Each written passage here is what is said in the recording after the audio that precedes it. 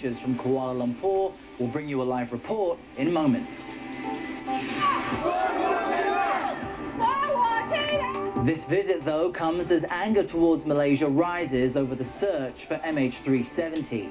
And the search inside the sunken ferry off South Korea is yielding more heart-wrenching results. We'll bring you the latest from Jindo.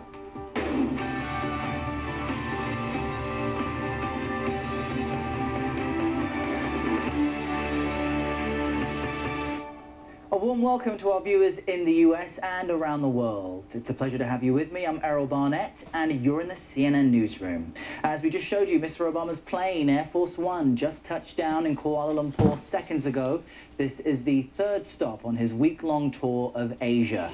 He's in the region during a particularly painful time for so many people. We're going to stay on these live pictures here and wait for the US president to depart. We expect that to happen in moments. But this has been a busy trip for the US president, overshadowed somewhat by a number of transportation tragedies in different Asian countries. On Friday in South Korea, Mr. Obama offered his condolences for the dozens of lives lost in the sinking of the Seawall ferry there. He pointed out that he has two daughters of his own, in fact, who are about the same age as many of the school children who are on that vessel. And here in Malaysia, the anguish and anger continue for so many families. President Obama arriving in the country right now, 7 weeks after the disappearance of Malaysia Airlines Flight 370. 239 people were on board that Boeing 777, we have to mention, and as we've said, not a trace of wreckage has been found. The US president told a Malaysian newspaper, in fact, his country is committed to helping in the search efforts. Of course, the FBI has helped in its investigation, and so has the NTSB. These are just a few factors at play right now, overshadowing somewhat the US president's four-nation Asian tour, which is ultimately aimed at strengthening security and economic ties with American allies there in the region. So we're waiting for the US president to depart Air Force One, and we understand if things stick to schedule, in about 20 minutes there will be a welcoming ceremony for the US president at Parliament Square in Kuala Lumpur. As we stand by to watch the US president depart Air Force One, let's bring in our Will Ripley. He is there in Kuala Lumpur covering this part of the US president's tour. And Will, the US president, of course, arriving at a time when Malaysia has been distracted, completely inundated with the search for MH370 and the lack of results. You're so right, Errol, as you touched on, as we're watching Air Force One now on the ground here. This is a very significant visit, especially for Malaysia, considering that President Barack Obama is the first sitting president of the United States to visit this country in 48 years, since Lyndon B. Johnson. So he truly is going to be getting a rock star welcome within the next hour. As soon as he gets off of Air Force One, he'll be heading to that arrival ceremony where he'll be joined by the Prime Minister and many other dignitaries.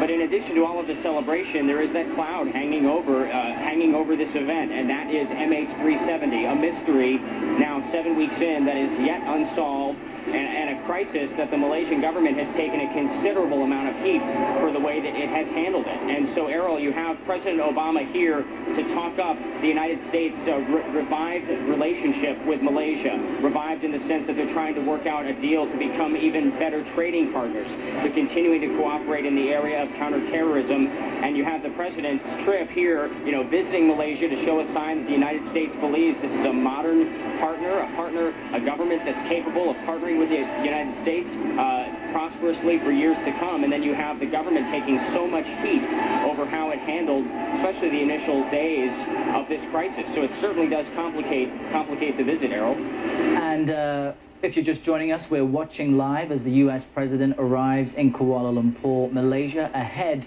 of an official welcome. We're seeing some of the pomp and circumstance now. The US president moments away from stepping off of Air Force One. Now, Will Ripley is there live in Kuala Lumpur watching all of this with us. Will, one thing to note as we watch the US president arrive is that the Prime Minister did speak with CNN a short time ago with our Richard Quest, Prime Minister Razak, and he didn't seem to feel as if he had to make a choice between allying economically with the US or China. He seemed to feel as if he can strike a balance with both, surely as President Obama arrives there, he'll be seeking still a special status with the country at least. Sure, and you heard Richard Quest say during that same interview, Errol, that the Prime Minister was dancing, to which the Prime Minister replied, "I'm not dancing. We don't have to make a choice." But it is an interesting situation for Malaysia to be in right now when you have these two extremely powerful countries. China, Malaysia's largest trading partner, the United States, Malaysia's largest investor.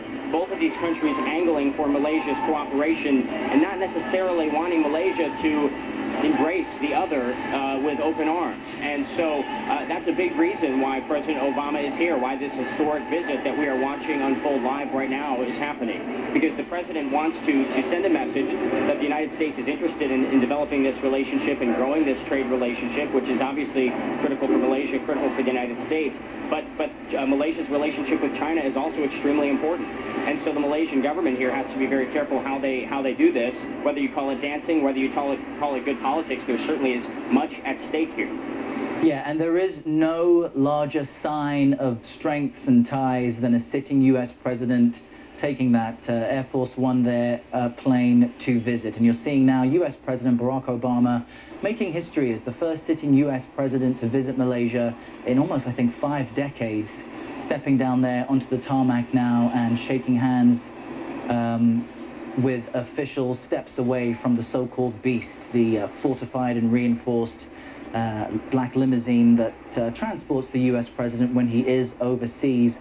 Will Ripley is in Kuala Lumpur, not too far from where the airport is. One interesting aspect of this visit too, Will, is that the U.S. president will be appointing one of his top diplomats, Susan Rice, and allowing her to meet with several members of the opposition in Malaysia. What kind of message is being sent with that? Very significant message, Errol, and it says a lot about the state of Malaysian politics right now. Last year's election was the closest that the opposition party has ever been to taking control of this country, which has been under the control of the BN party, the Prime Minister's party, since this country gained its independence from Britain nearly 60 years ago. So you have this party that's been in power for a very long time. It is the establishment here, and then you have this opposition party surging upwards.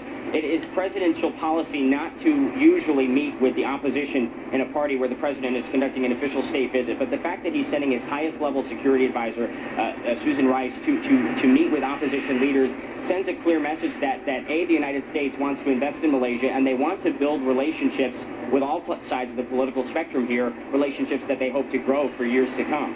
And there you have it. The U.S. president has now departed Air Force One. He's inside his special vehicle there on the way to Kuala Lumpur ahead of a special welcome ceremony we expect to take place within this next hour. Will Ripley is live for us and will join us once again as soon as we do see that ceremony get underway. But you watched it here live on CNN. The U.S. president, for the first time in decades, a sitting U.S. president has now arrived in Malaysia for an official visit.